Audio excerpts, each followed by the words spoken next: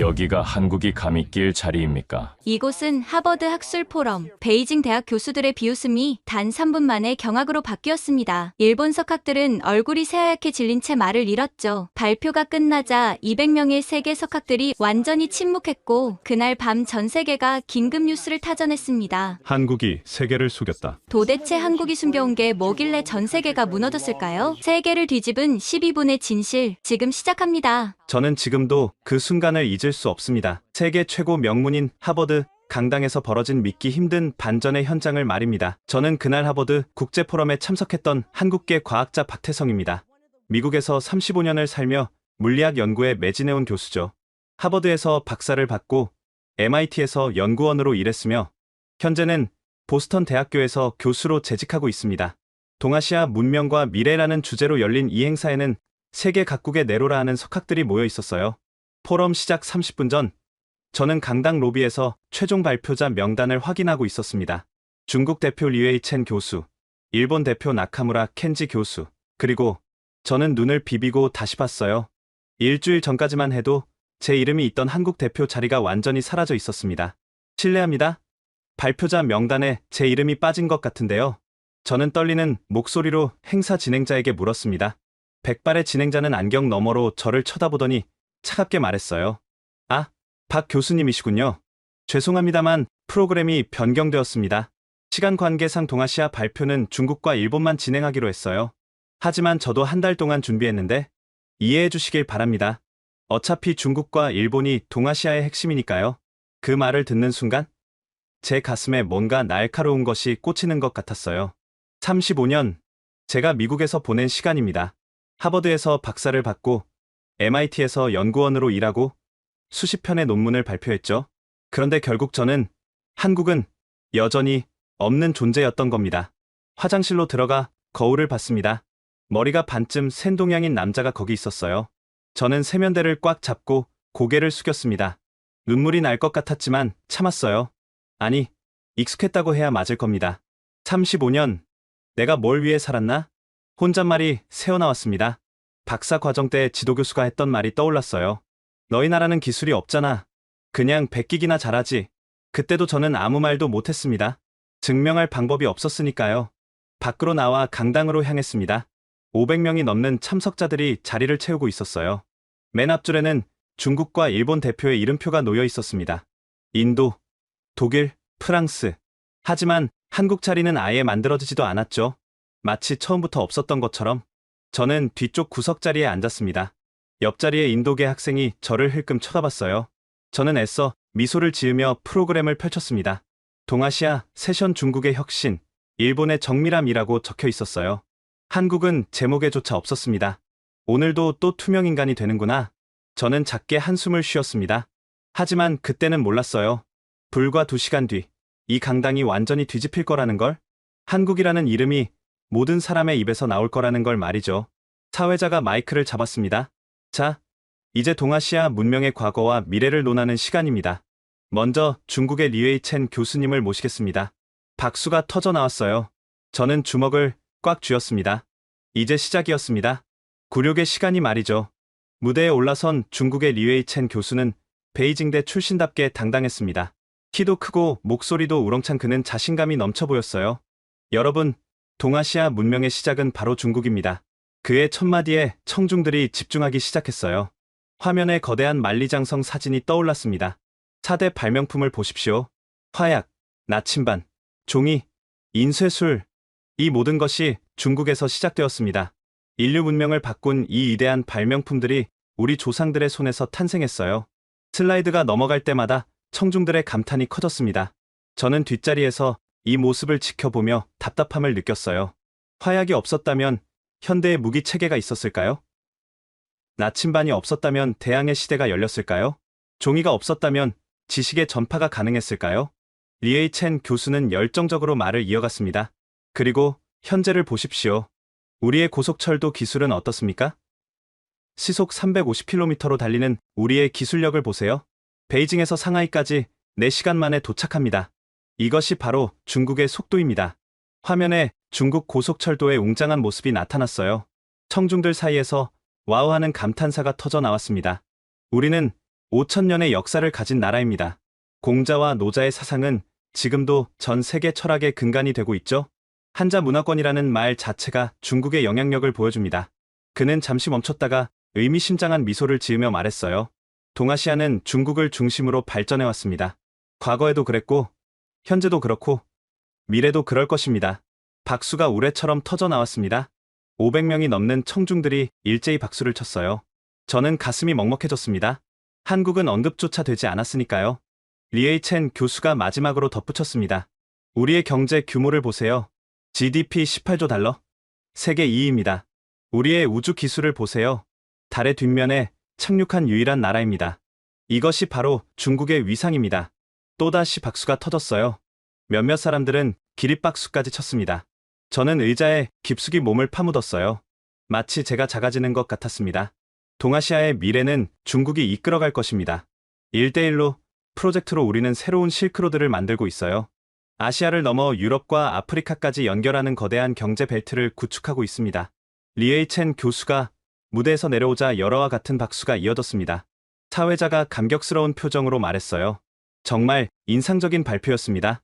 중국의 위대한 과거와 찬란한 미래를 동시에 볼 수 있었네요. 저는 속으로 생각했습니다. 한국도 있는데, 우리도 역사가 있고 기술이 있는데, 하지만 그 생각을 입 밖으로 낼 용기는 없었어요. 아니, 기회조차 없었죠. 사회자가 다시 마이크를 잡았습니다. 이번에는 일본의 나카무라 켄지 교수님을 모시겠습니다. 일본이 보여준 정밀함의 미학에 대해 들어보겠습니다. 저는 한숨을 쉬었어요. 이제 일본 차례였습니다.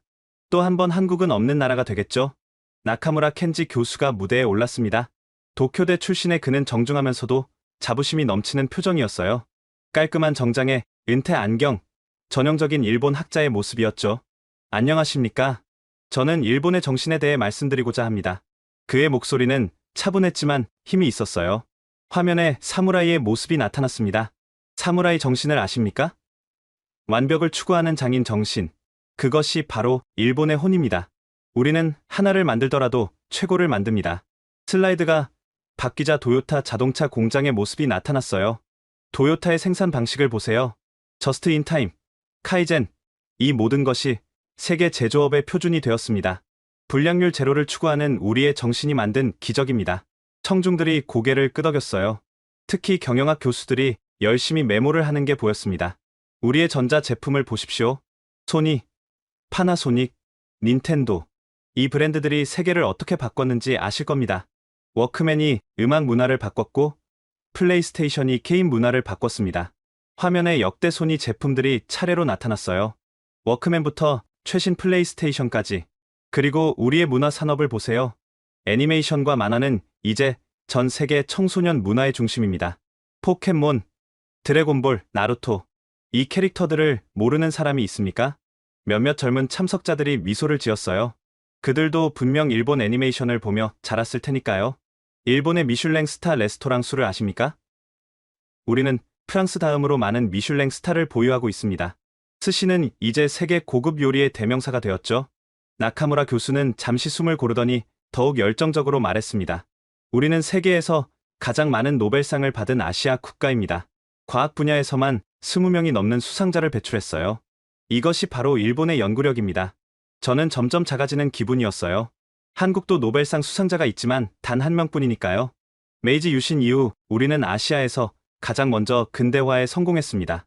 서양의 기술을 받아들이되 일본의 정신을 잃지 않았죠. 그 결과가 바로 오늘날의 일본입니다. 그의 목소리에 자부심이 묻어났어요. 와비사비라는 말을 아십니까? 불완전함 속에서 완전함을 찾는 일본의 미학입니다. 우리는 단순히 기술을 만드는 게 아니라 예술을 만듭니다. 박수가 터져 나왔습니다. 저는 주변을 둘러봤어요. 모든 사람들이 감탄하는 표정이었습니다.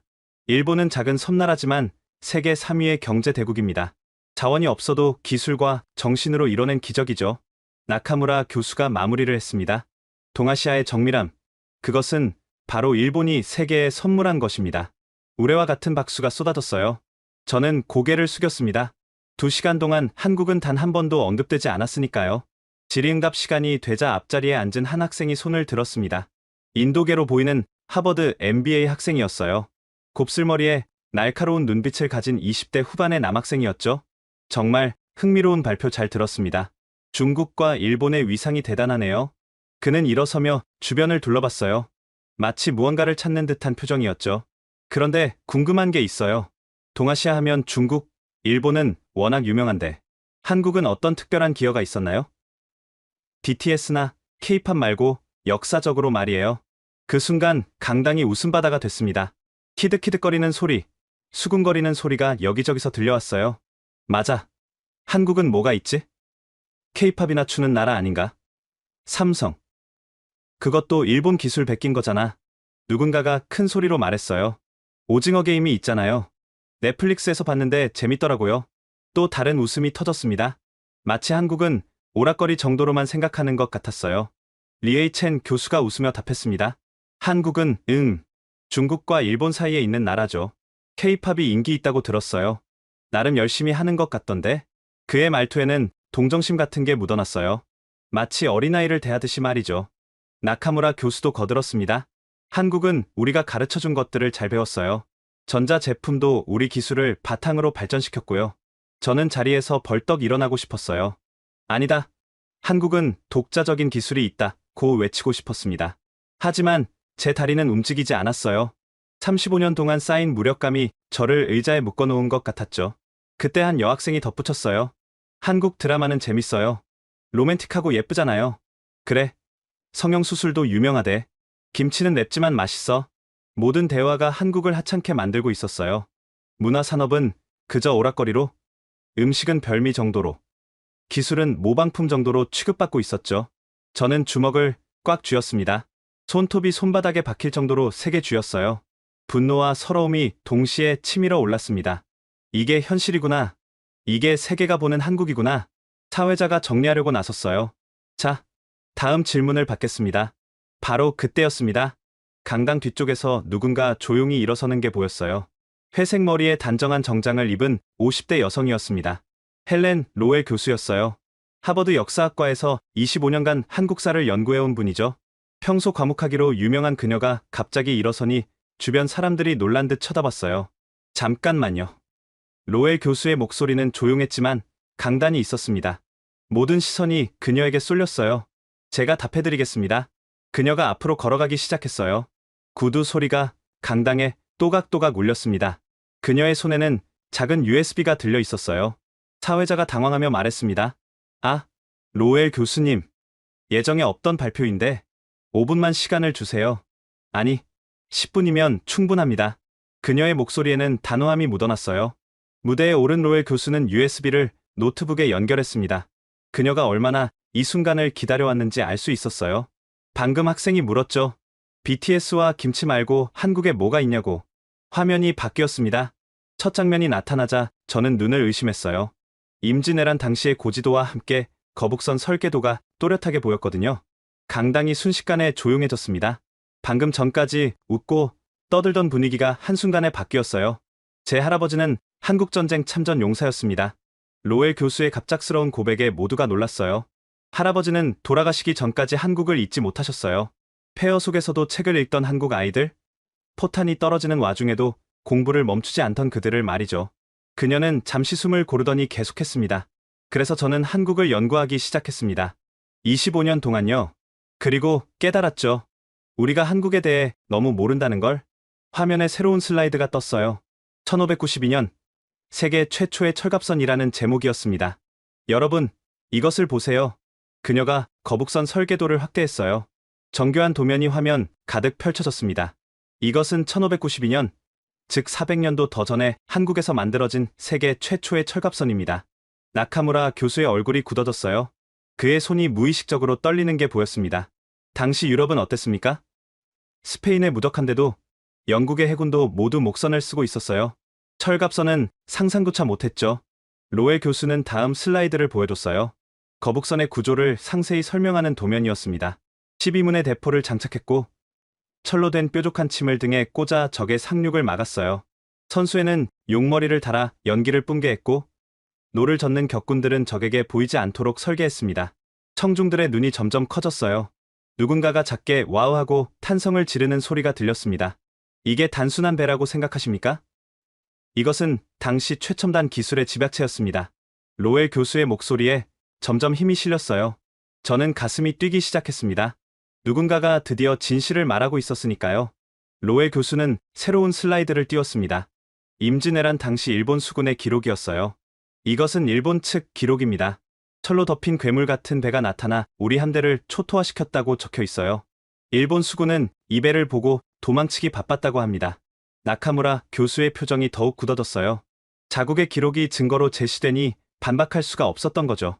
거북선을 설계한 사람이 누군지 아십니까? 이순신 장군입니다. 그는 단순한 군인이 아니었어요. 천재적인 과학자이자 전략가였죠. 화면에 이순신 장군의 초상화가 나타났어요. 그는 조류와 바람을 계산하고 지형을 이용하고 심리전을 구사했습니다. 현대해군 전술의 교과서라고 할 수 있죠. 로에 교수는 다음 자료를 보여줬어요. 영국 해군 사관학교의 교재였습니다. 영국 해군 사관학교에서는 이순신 장군의 전술을 가르칩니다. 넬슨 제독과 함께 세계 해군사의 영웅으로 말이죠. 청중들이 술렁이기 시작했어요. 이런 사실을 처음 듣는 사람들이 대부분이었으니까요. 거북선의 철갑 기술을 보세요. 단순히 철판을 덮은 게 아닙니다. 포탄을 튕겨내도록 각도를 계산했고 무게 중심을 잡기 위해 설계를 수정했어요. 이것은 현대 전차의 경사 장갑 원리와 같습니다. 한 미국인 교수가 손을 들고 물었어요. 정말 놀랍네요. 그런데 왜 이런 사실이 알려지지 않은 거죠? 로엘 교수가 씁쓸하게 웃었습니다. 한국은 자랑하는 것을 좋아하지 않는 민족이에요. 조용히 해내고 조용히 성취하죠. 그래서 세계가 모르는 겁니다. 그녀는 새로운 슬라이드를 보여줬어요. 한산도 대첩의 전술도였습니다. 한산도 대첩을 아십니까? 이순신 장군이 하객진이라는 독창적인 전술로 일본 함대 59척을 격침시키고 단 한 척도 잃지 않은 전투입니다. 리에이첸 교수가 놀란 표정으로 물었어요. 59대 0이라고요? 그게 가능한가요? 네, 가능했습니다. 왜냐하면 이순신은 단순히 싸운 게 아니라 과학적으로 계산했거든요. 로엘 교수는 전투 시뮬레이션을 보여줬어요. 현대 컴퓨터로 재현한 한산도 대첩이었죠. 보세요. 하객진 전술은 하기 날개를 펼친 모양입니다. 적을 유인해서 포위하고 집중 포격을 가하는 전술이죠. 이것은 현대해군 전술의 기초가 되었습니다.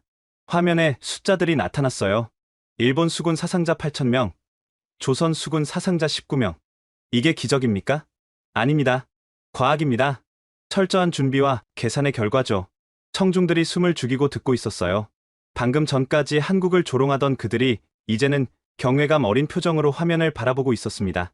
그런데 이게 다가 아닙니다. 로엘 교수가 말했어요. 거북선은 단순한 무기가 아니었어요. 그것은 한국인의 창의성과 독창성을 보여주는 상징이었습니다. 그녀는 거북선과 다른 나라 군함들을 비교한 표를 보여줬어요. 보세요. 같은 시대 중국 군함, 일본 군함, 유럽 군함, 모두 비슷한 구조입니다. 하지만 한국만 완전히 다른 발상으로 배를 만들었어요. 저는 눈물이 날 것 같았습니다. 드디어 누군가가 한국의 진실을 말하고 있었으니까요. 이것이 바로 한국의 DNA입니다. 남들과 다른 길을 가는 용기, 불가능을 가능으로 만드는 창의성. 로에 교수는 잠시 멈췄다가 말했습니다. 하지만 이것은 시작에 불과합니다. 로에 교수는 새로운 슬라이드를 띄웠습니다. 한산도 해전의 상세한 지도였어요. 1592년 8월 14일 한산도 앞바다. 이순신 장군의 함대 56척과 일본 함대 73척이 맞붙었습니다. 지도 위에 양측 함대의 움직임이 애니메이션으로 재현되기 시작했어요. 숫자로는 일본이 우세했죠. 게다가 일본 수군은 당시 동아시아 최강이었습니다. 외구로 단련된 그들의 해상 전투력은 악명이 높았어요. 나카무라 교수가 불편한 표정을 지었지만 아무 말도 하지 못했습니다. 하지만 이순신은 과학으로 맞섰습니다. 먼저 조류를 계산했어요. 한산도 앞바다의 물살이 바뀌는 시간을 정확히 알고 있었죠. 화면에 조류 도표가 나타났어요. 오전 10시, 물살이 북쪽으로 흐르기 시작합니다. 이순신은 이 시간을 노렸어요. 일본 함대가 조류를 거슬러 오도록 유인한 거죠. 전투 재현 영상이 계속되었습니다. 조선 수군이 후퇴하는 척하며 일본 함대를 넓은 바다로 끌어내는 모습이었어요. 그리고 결정적인 순간 하객진을 펼쳤습니다. 함대가 하기 날개를 펼친 모양으로 변하는 장면이 나타났어요. 청중들이 탄성을 질렀습니다. 이 진영의 천재성이 뭔지 아십니까? 모든 함포가 중앙으로 집중 사격할 수 있다는 겁니다. 현대의 교차 사격 개념이죠. 한 군사 전문가가 손을 들었어요. 잠깐, 그게 16세기에 가능했다고요? 네, 가능했습니다. 왜냐하면 이순신은 각 함선의 포 사거리를 정확히 계산했거든요. 그리고 깃발 신호로 일제 사격을 명령했죠. 로에 교수는 일본 측 기록을 보여줬어요. 일본 수군 장수 와키자카 야스하루의 기록입니다. 하늘에서 비처럼 포탄이 쏟아졌다. 우리는 어떻게 대응해야 할지 몰랐다고 적혀 있어요. 전투 결과가 화면에 떴어요. 조선 수군 전사자 19명, 일본 수군 전사자 8,980명. 이게 운이었을까요? 아닙니다. 이순신은 매일 일기를 썼어요. 난중일기를 보면 바람의 방향, 조류의 속도, 날씨 변화를 모두 기록했죠. 로에 교수는 난중일기의 한 페이지를 보여줬어요. 보세요. 맑음. 남서풍 3m, 조류 북향 2노트. 이런 식으로 매일 기록했어요. 이것은 현대 기상 관측과 다름없습니다. 청중들이 고개를 끄덕였어요. 과학적 사고를 중시하는 하버드 사람들에게 이런 접근은 충격이었죠. 그리고 더 놀라운 건 심리전입니다. 새로운 자료가 화면에 떴어요. 이순신은 일부러 적장의 배를 먼저 공격하지 않았어요. 주변 대들을 먼저 격침시켜 적장이 공포에 떨게 만들었죠. 그리고 마지막에 생포했습니다. 한 심리학과 교수가 감탄했어요. 그것은 현대 심리전의 교과서네요. 맞습니다. 이순신은 단순한 무인이 아니었어요. 그는 과학자이자 전략가이자 심리학자였습니다. 로에 교수는 마지막 슬라이드를 보여줬어요. 세계 해군 사관학교들의 교육 자료였습니다. 미국 해군 사관학교, 영국 해군 대학, 일본 방위대학교. 모두 이순신의 전술을 가르칩니다. 왜일까요? 그의 전술이 시대를 초월한 보편성을 갖고 있기 때문입니다. 저는 가슴이 벅차올랐어요. 한국의 영웅이 세계적으로 인정받고 있다는 사실에 자부심이 느껴졌습니다. 하지만 진짜 놀라운 건 이제부터입니다. 로엘 교수의 눈이 반짝였어요.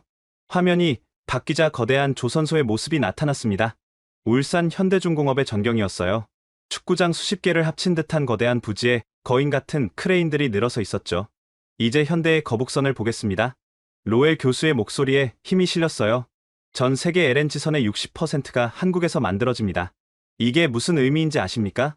그녀는 LNG선의 구조도를 보여줬어요. LNG, 액화천연가스는 영하 163도로 보관해야 합니다. 조금만 온도가 올라가면 폭발하죠. 이런 극한의 조건을 견디는 탱크를 만들 수 있는 나라가 몇 개나 될까요? 청중들이 고개를 갸웃거렸어요. 전 세계에서 단 3나라뿐입니다. 한국, 일본, 중국. 그런데 기술력 차이가 압도적이에요. 그래프가 나타났습니다. 한국 60%, 일본 20%, 중국 15%. 특히 멤브레인 방식이라는 최첨단 기술은 한국이 독점하고 있습니다. 프랑스가 원천 기술을 갖고 있지만 상용화는 오직 한국만 가능해요. 리에이첸 교수가 반박했습니다. 중국도 조선업에 막대한 투자를 하고 있습니다. 곧 따라잡을 겁니다. 로엘 교수가 고개를 저었어요. 투자와 기술은 다릅니다. LNG선 한 척을 만드는 데 필요한 용접 기술자를 아십니까? 특수 용접 자격증을 가진 기술자가 500명 필요해요. 이런 인력을 하루아침에 만들 수 있습니까? 그녀는 새로운 자료를 보여줬어요. 더 충격적인 사실을 알려드리죠. 미국 해군이 자국 전함의 수리를 한국에 의뢰하고 있습니다. 강당에서 와 하는 소리가 터져 나왔어요. 미국인들조차 놀라는 표정이었습니다. USS 피츠제럴드, USS 존 맥케이노. 이 구축함들이 사고로 손상됐을 때 어디서 수리했는지 아십니까? 한국입니다. 화면에 미해군 구축함이 한국 조선소에 입항하는 사진이 나타났어요. 미국이 왜 태평양을 건너 한국까지 군함을 보낼까요? 자국에도 조선소가 있는데 말이죠. 한 미국인 교수가 대답했어요. 기술력 때문이겠죠. 정확합니다. 미국 조선소는 군함 건조에만 특화되어 있어요. 복잡한 수리나 개조는 한국이 더 뛰어납니다. 게다가 속도도 빠르고 품질도 우수하죠. 로엘 교수는 계속했습니다. 한국 조선업의 역사를 아십니까? 1970년대만 해도 한국은 배 한 척 제대로 못 만들었어요. 새로운 사진이 나타났습니다. 젊은 시절의 정주영 회장이었어요. 현대 창업자 정주영 회장의 이야기를 들려드리죠. 그는 영국 은행에 가서 말했어요. 배를 만들겠으니 돈을 빌려달라고. 청중들이 귀를 기울였어요. 은행에서 물었죠. 배 만들어 본 적 있습니까? 정주영 회장이 뭐라고 답했는지 아세요? 아니요. 하지만 만들 수 있습니다라고 했어요. 몇몇 사람이 웃었지만 로엘 교수는 진지했습니다. 그는 한국 500원짜리 지폐를 꺼냈어요. 거기 그려진 거북선을 보여주며 말했죠. 우리 조상이 400년 전에 이런 배를 만들었습니다. 우리도 할 수 있습니다라고. 저는 소름이 돋았어요. 거북선이 현대 조선업으로 이어지는 스토리였으니까요. 그리고 2년 후 정주영은 26만 톤급 초대형 유조선을 만들어냈습니다. 세계가 깜짝 놀랐죠. 통계 그래프가 나타났어요. 그로부터 50년 후 한국은 세계 조선업 1위가 됐습니다. 불가능을 가능으로 만든 거죠. 나카무라 교수가 인정하듯 고개를 끄덕였어요. 한국 조선소의 생산성은 경이롭습니다. 같은 배를 만드는데 중국은 3년, 한국은 2년이면 충분해요. 그것도 품질은 한국이 훨씬 우수하죠. 로에 교수는 마지막 자료를 보여줬어요. 작년 전 세계 선박 수주 통계입니다. 한국 45%, 중국 35%, 일본 15%. 그런데 금액으로 따지면 한국이 60%를 넘어요. 왜일까요? 고부가 가치 선박이 많아서겠죠. 맞습니다. 한국은 LNG선, 해양 플랜트, 특수 선박 등 기술력이 필요한 배를 만듭니다. 중국은 벌크선 같은 단순한 배가 대부분이고요. 청중들이 진지한 표정으로 듣고 있었어요. 한국을 무시하던 분위기는 이미 사라진 지 오래였죠. 로에 교수는 낡은 흑백 사진 한 장을 보여줬습니다.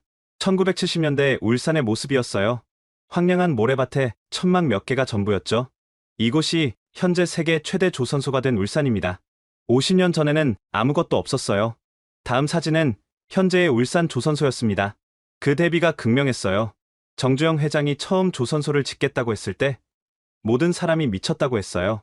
경험도 없고 기술도 없고 돈도 없었으니까요. 그녀는 정주영 회장의 일화를 이어갔습니다. 그가 영국 바클레이스 은행에 갔을 때의 일입니다. 은행 간부들이 물었어요. 당신들이 무엇을 믿고 배를 만들겠다는 겁니까? 청중들이 집중했어요. 정주영은 주머니에서 500원짜리 지폐를 꺼냈어요. 그리고 말했죠. 이 거북선을 보십시오. 우리 조상은 400년 전에 이미 철갑선을 만들었습니다. 그 후손인 우리가 왜 못 만들겠습니까? 한 영국인 교수가 감탄했어요. 브릴리언트.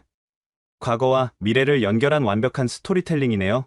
그런데 더 놀라운 건 정주영이 계약을 따낸 방법입니다. 로에 교수는 미소를 지었어요. 그는 그리스 선주를 찾아갔어요. 그리고 말했죠.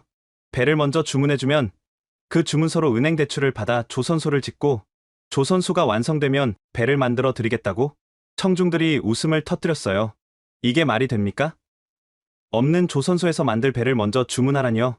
하지만 그리스 선주는 계약했어요. 왜일까요? 정주영의 진정성을 봤기 때문입니다. 새로운 영상이 재생됐어요. 당시 건설 현장이었죠. 정주영은 24시간 공사를 진행했어요. 한국 속도라는 말이 여기서 나왔죠. 낮에는 공사하고 밤에는 교육했어요. 용접도 모르던 농민들을 세계 최고의 기술자로 만들었습니다. 통계가 화면에 떴어요. 2년 만에 26만 톤급 유조선 2척을 완성했어요. 예정보다 6개월 빨랐죠. 품질도 완벽했고요. 리에이 첸 교수가 물었어요. 어떻게 그게 가능했죠? 경험도 없었는데. 한국인의 교육열과 근성입니다. 당시 기술자들의 증언을 보면 하루 16시간씩 일하며 동시에 공부했다고 해요. 선진국 기술자를 초빙해 배우고 밤에는 도면을 외웠죠. 로에 교수는 감동적인 사진을 보여줬어요. 작업복을 입은 노동자들이 횃불을 들고 야간 작업을 하는 모습이었죠. 이들에게는 꿈이 있었어요. 우리도 할 수 있다는 신념이었죠. 그들은 단순히 배를 만든 게 아니라 불가능을 가능으로 만들었습니다. 다음 그래프가 나타났어요.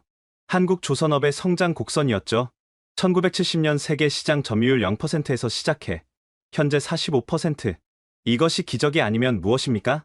청중들이 고개를 끄덕였어요. 이제 아무도 한국을 무시하지 않았죠. 그런데 정주영의 도전은 여기서 끝나지 않았어요. 로에 교수는 새로운 사진을 보여줬어요. 1998년 그는 소 1001마리를 끌고 북한을 방문했어요. 분단의 벽을 넘은 거죠. 이것이 한국인의 정신입니다. 불가능은 없다는 믿음이요. 저는 눈물이 날 뻔했어요. 한국 기업가 정신의 본질을 외국인 교수가 이렇게 정확히 이해하고 있다니? 로에 교수는 화면을 전환했습니다. 작은 반도체 칩 하나가 확대되어 나타났어요. 이제 더 작은 것에 대해 이야기하겠습니다. 하지만 그 영향력은 거대하죠. 그래프가 나타났습니다. 전 세계 메모리 반도체 시장 점유율이었어요. 삼성전자와 SK하이닉스. 이 두 한국 기업이 전 세계 디램 시장의 70%, 낸드 플래시 시장의 50%를 차지합니다. 청중들이 놀란 표정을 지었어요. 여러분 주머니에 있는 스마트폰, 노트북, 태블릿, 거의 모두 한국산 메모리를 쓰고 있어요. 한국 없이는 디지털 세상이 멈춥니다. 한 컴퓨터공학과 교수가 물었어요. 인텔이나 타이완 TSMC는 어떻습니까? 좋은 질문입니다. 인텔은 CPU에 강하고 TSMC는 파운드리에 강하죠. 하지만 메모리는 한국이 절대 강자입니다. 왜일까요?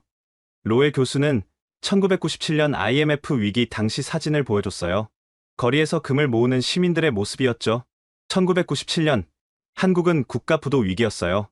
IMF에서 구제 금융을 받았죠. 모든 기업이 투자를 중단했습니다. 하지만 삼성은 달랐어요. 다음 슬라이드는 이건희 전 삼성 회장이었습니다. 이건희 회장은 이렇게 말했어요. 위기는 기회다. 남들이 멈출 때 우리는 뛴다고. 그리고 반도체에 천문학적인 투자를 했죠. 숫자가 화면에 떴어요. 1998년 삼성 반도체 투자액 30억 달러. 회사가 망할 수도 있는 상황에서 30억 달러를 투자했어요. 전 세계가 미쳤다고 했죠. 리에이첸 교수가 고개를 저었어요. 도박이었네요. 너무 위험한 도박이 아니었습니다. 계산된 베팅이었죠.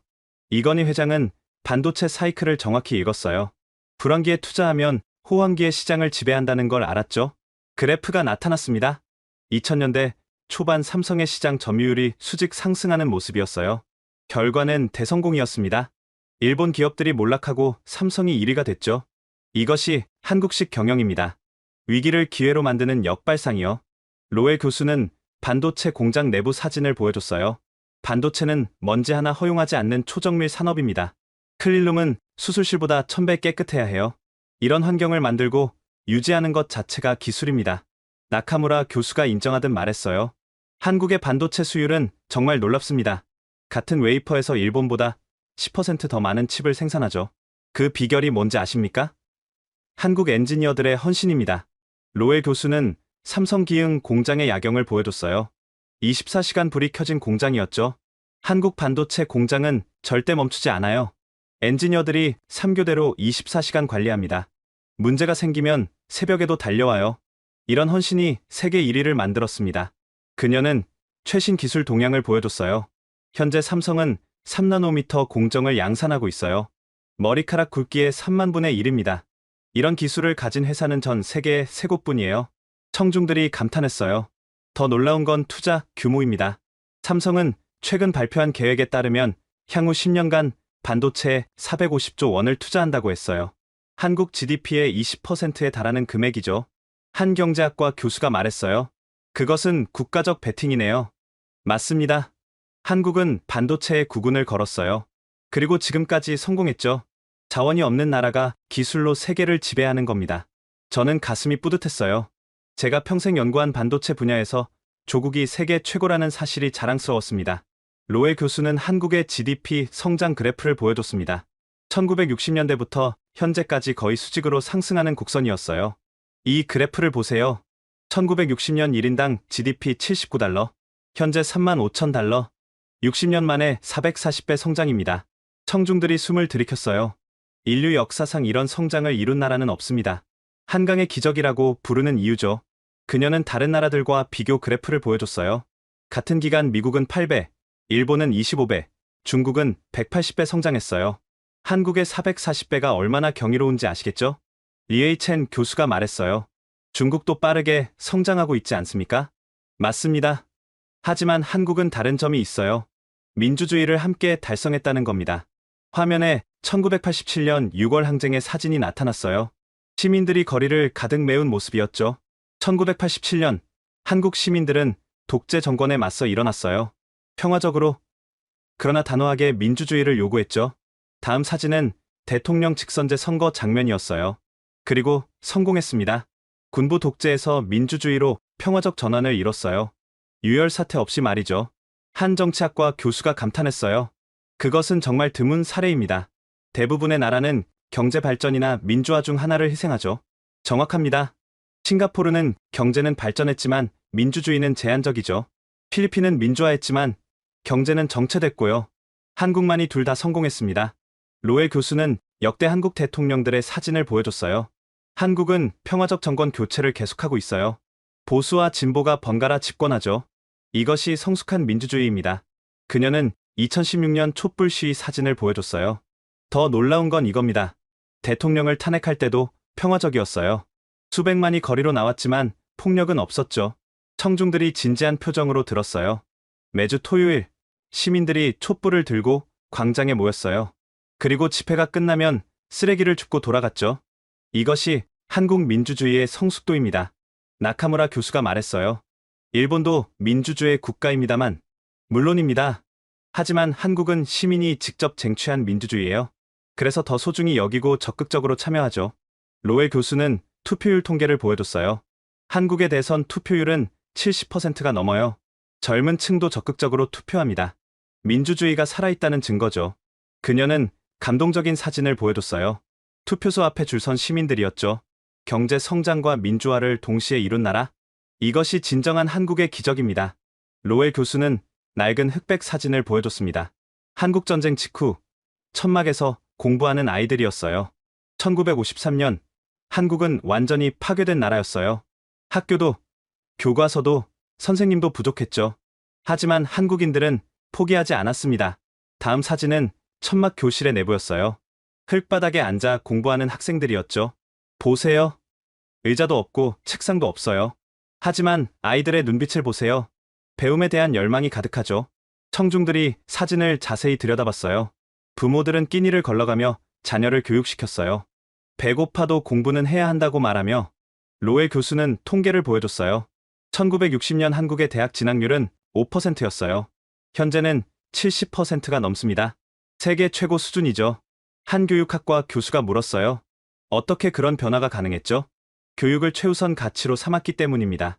한국 부모들은 자녀 교육을 위해서라면 모든 걸 희생해요. 로엘 교수는 1980년대 고시원 사진을 보여줬어요. 이곳은 고시원입니다. 겨우 2평 남짓한 좁은 방에서 청년들이 공부했어요. 하루 15시간씩 몇 년을 이렇게 살았죠. 다음 사진은 새벽의 도서관이었어요. 학생들로 가득 찬 열람실이었죠. 한국 대학 도서관은 24시간 열려 있어요. 새벽 3시에도 학생들이 공부합니다. 이런 나라가 또 있을까요? 청중들이 고개를 저었어요. 더 놀라운 건 사교육입니다. 한국 부모들은 연간 20조 원을 사교육했습니다. GDP의 1%예요. 리에이첸 교수가 놀랐어요. 그것은 너무 과도한 건 아닙니까? 과도할 수 있죠. 하지만 그 결과를 보세요. 로엘 교수는 국제학업 성취도 평가 결과를 보여줬어요. 피사, 팀스 등 모든 국제평가에서 한국은 최상위권입니다. 특히 수학과 과학에서 압도적이죠. 그녀는 한국 과학자들의 사진을 보여줬어요. 한국인 과학자들이 네이처, 사이언스에 발표하는 논문이 매년 늘고 있어요. 교육 투자가 결실을 맺는 거죠. 다음 자료는 한국 유학생 통계였어요. 미국 아이비리그 대학의 한국인 비율을 아십니까? 하버드, 예일, 프린스턴 모두 아시아계 중 한국인이 가장 많아요. 청중들이 놀란 표정을 지었어요. 인구 5천만의 작은 나라에서 이렇게 많은 인재가 나온다는 것. 이것이 교육의 힘입니다. 로엘 교수는 마지막으로 감동적인 사진을 보여줬어요. 졸업식에서 부모에게 절하는 학생들이었죠. 한국에서 교육은 단순한 지식 습득이 아니에요. 가족의 희망이고 나라의 미래입니다. 로엘 교수는 훈민정음 원본 사진을 보여줬습니다. 이제 한국 정신의 뿌리를 보겠습니다. 훈민정음, 한글의 창제 원리서입니다. 그녀는 세종대왕의 서문을 영어로 번역해 읽었어요. 나라의 말이 중국과 달라. 어리석은 백성이 말하고자 하는 바가 있어도 제 뜻을 펴지 못한다. 내가 이를 불쌍히 여겨 새로 28자를 만드니 사람마다 쉽게 배워 날마다 쓰기를 바란다라고 말했습니다. 청중들이 감탄했어요. 15세기 왕이 백성을 위해 문자를 만들었다는 거죠. 이것은 혁명적 사고였어요. 당시 문자는 지배층의 전유물이었는데 한 언어학과 교수가 말했어요. 한글은 과학적으로도 완벽한 문자 체계입니다. 유네스코가 문맹 퇴치상 이름을 세종대왕상으로 정한 이유죠. 로엘 교수가 고개를 끄덕였어요. 맞습니다. 한글 덕분에 한국의 문맹률은 거의 제로예요. 모든 국민이 읽고 쓸 수 있다는 것. 이것이 발전의 기초였죠. 그녀는 1970년대 새마을 운동 사진을 보여줬어요. 새마을 운동을 아십니까? 1970년대 한국 농촌 근대화 운동입니다.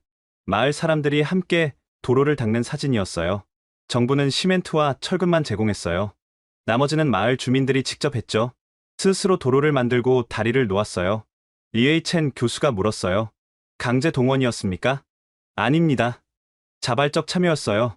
우리 마을을 우리가 바꾸자는 정신이었죠. 로엘 교수는 새마을 운동 전후 비교 사진을 보여줬어요. 10년 만에 한국 농촌이 완전히 바뀌었어요. 초가집이 기와집으로, 흙길이 포장도로로 변했죠. 그녀는 계속했습니다. 이것이 한국의 협동 정신입니다.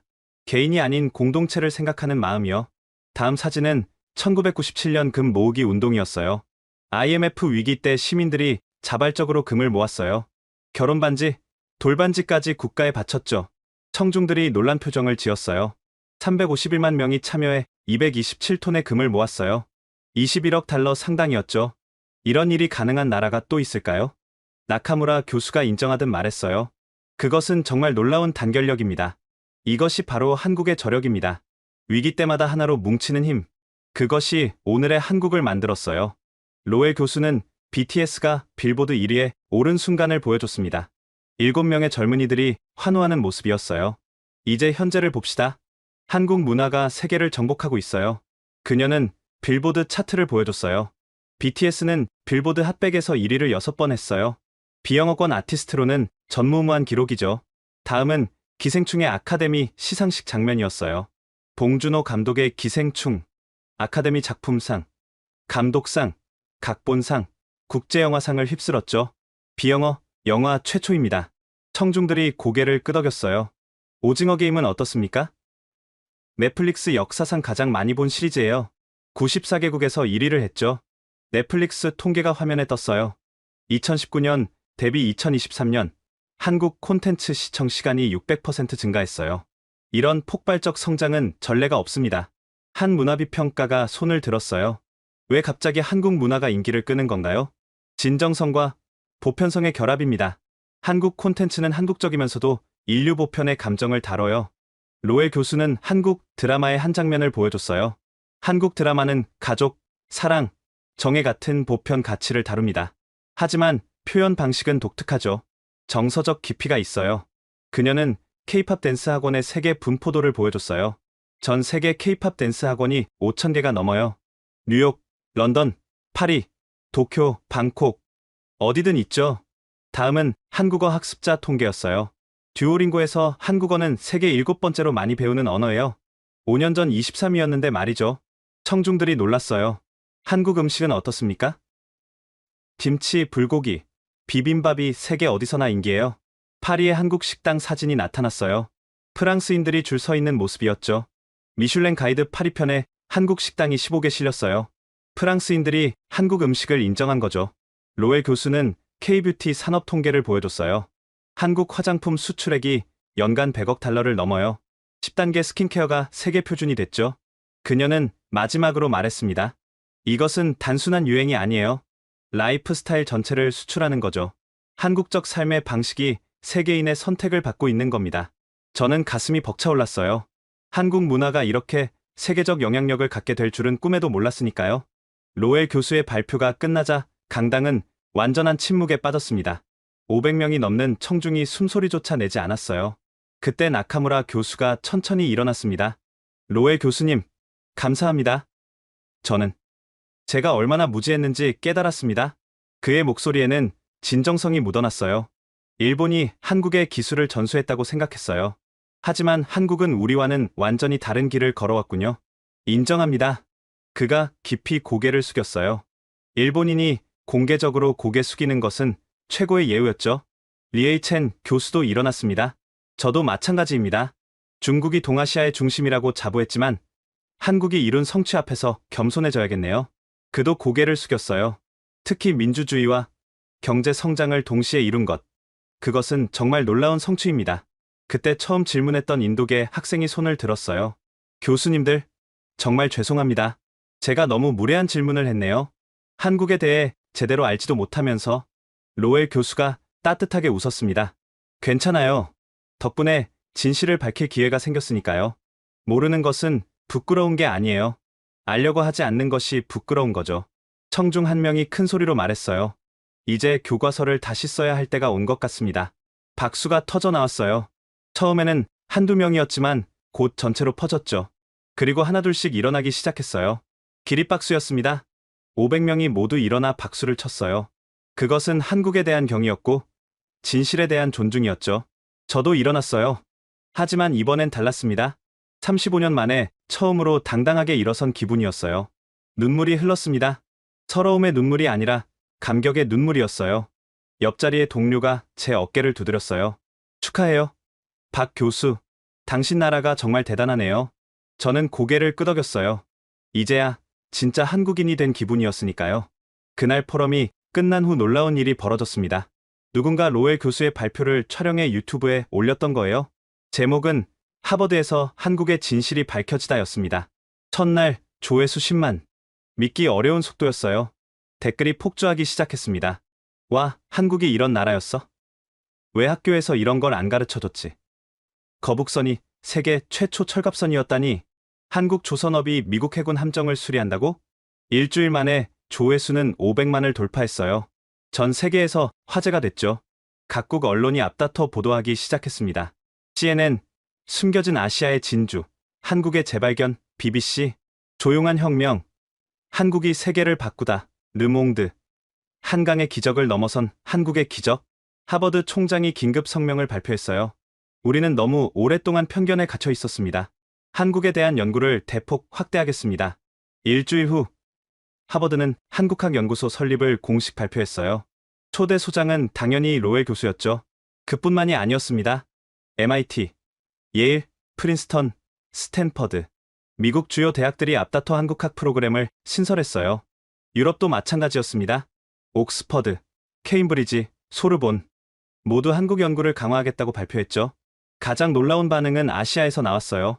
도쿄대학이 한국학과를 독립학과로 승격시켰고 베이징대도 한국연구센터를 설립했습니다. 한 달 후 하버드 스퀘어에 특별 전시회가 열렸어요. 한국 조용한 혁명의 나라라는 제목이었죠. 전시회에는 거북선 모형, 반도체 웨이퍼, 한복, 훈민정음, 복사본 등이 전시됐어요. 개막식에는 수천 명이 몰려들었습니다. 한국에 대한 관심이 폭발한 거죠. 저도 초청받아 개막식에 참석했어요. 35년 만에 처음으로 자랑스럽게 한국인임을 밝힐 수 있었죠. 6개월 후 UN 본부에서 특별 교육 세션이 열렸습니다. 주제는 한국 모델 21세기 발전의 새로운 패러다임이었어요. 193개국 대표들이 참석했죠. 발표자는 로웰 교수였습니다. 한국은 증명했습니다. 자원이 없어도, 작은 나라여도, 식민지 경험이 있어도 선진국이 될 수 있다는 것을. 그녀의 발표가 끝나자 UN 사무총장이 말했어요. 한국 모델을 개발도상국들의 표준 모델로 연구하겠습니다. 그 후 변화는 빨랐어요. 월드뱅크가 한국 발전 모델 연구팀을 신설했고 IMF도 한국의 위기 극복 사례를 교과서로 만들었죠. 아프리카 여러 나라들이 한국의 협력을 요청했어요. 새마을 운동을 배우고 싶다는 거였죠. 동남아시아 국가들은 한국의 교육 시스템을 벤치마킹하기 시작했고요. 가장 인상적인 변화는 미국 대학가에서 일어났어요. 하버드 경영대학원이 삼성과 현대 케이스를 필수 과목으로 지정했고 MIT는 한국 반도체 산업을 집중 연구하기 시작했죠. 전 세계 50개 주요 대학이 한국학 과정을 신설하거나 확대했어요. 한국어를 배우려는 학생도 폭증했죠. 하버드의 한국어 수강 신청자가 정원의 10배를 넘었다고 해요. 저는 이 모든 변화를 보며 생각했습니다. 드디어 세계가 진짜 한국을 보기 시작했구나. 1년 후 저는 로웰 교수를 다시 만났습니다. 하버드 한국학연구소 개소 1주년 기념식에서였죠. 박 교수님, 그동안 잘 지내셨어요? 네, 교수님. 덕분에 이제는 당당하게 한국인이라고 말할 수 있게 됐어요. 우리는 찰스강이 보이는 벤치에 앉았어요. 교수님, 왜 한국을 그렇게 연구하셨어요? 25년이나? 로웰 교수가 미소를 지었습니다. 할아버지가 한국전쟁에서 돌아온 후 늘 말씀하셨어요. 그 나라 사람들은 특별하다. 언젠가 세계가 놀랄 것이다 라고. 그녀는 하늘을 바라보며 말했어요. 할아버지가 오르셨어요. 한국은 조용히 혁명을 이뤘죠. 소리내지 않고, 자랑하지 않고, 그저 묵묵히. 저는 고개를 끄덕였어요. 그게 한국의 방식이죠. 침묵의 힘이라고 할까요? 맞아요. 한국은 증명하려 하지 않았어요. 그저 살아남으려 했을 뿐이죠. 그런데 그 과정에서 기적을 만들었어요. 우리는 잠시 침묵했어요. 찰스강의 석양이 비치고 있었죠. 박 교수님, 한국의 진짜 힘이 뭔지 아세요? 뭐라고 생각하세요? 포기하지 않는 것, 그리고 함께하는 것. 한국인들은 혼자가 아니라 함께 일어섰어요. 그것이 진짜 힘이죠. 저는 깊이 공감했어요. 35년 타국 생활을 하면서도 잊지 못했던 것이 바로 그거였으니까요. 그날 이후 저는 한국에 대해 다시 생각하게 됐습니다. 우리는 왜 스스로를 낮게 평가했을까요? 왜 우리의 성취를 자랑스러워하지 못했을까요? 아마도 너무 빨리 달려왔기 때문일 겁니다. 뒤돌아볼 여유가 없었던 거죠. 하지만 이제는 알아야 합니다. 한국은 거북선으로 세계의 전사를 바꿨고 한글로 민주적 문자 혁명을 이뤘습니다. 폐허에서 일어나 선진국이 됐고 독재를 평화적으로 끝냈습니다. 반도체로 세계를 지배하고 조선업으로 바다를 정복했습니다. 그리고 지금 문화로 세계인의 마음을 사로잡고 있죠. 이 모든 것을 조용히 묵묵히 해냈습니다. 우리는 증명하려 한 게 아니었어요. 그저 살아남으려 했을 뿐이었죠. 부모 세대는 자식을 위해 희생했고 우리는 그 희생에 보답하려 노력했습니다. 그것이 한강의 기적을 만들었고 민주화를 이뤘고 한류를 탄생시켰습니다. 이제 세계가 한국을 주목합니다. 더 이상 숨겨진 나라가 아니에요. 하지만 우리는 여전히 겸손해야 합니다. 그것이 우리의 방식이니까요. 조용히, 그러나 확실하게. 그것이 한국의 길입니다. 여러분, 우리는 위대한 나라의 국민입니다. 그 사실을 잊지 마세요. 지금까지 하버드 포럼에서 벌어진 놀라운 반전의 순간을 들려드렸습니다. 어떠셨나요? 우리가 몰랐던 우리나라의 진짜 모습 놀라우셨죠? 이런 자랑스러운 이야기를 더 많은 사람들과 나누고 싶다면 구독과 좋아요 꼭 눌러주세요. 특히 이 영상을 공유해주세요. 세계가 인정한 한국의 위대함을 더 많은 사람들이 알아야 하니까요. 여러분이 알고 있는 한국의 자랑스러운 이야기가 있다면 댓글로 꼭 남겨주세요. 다음에는 여러분의 이야기로 찾아뵙겠습니다. 우리의 이야기는 계속됩니다. 감사합니다. 지금까지 원더풀 해외 사연이었습니다. 사연이었습니다. 사연이었습니다. 사연이었습니다. 사연이었습니다. 사연이었습니다.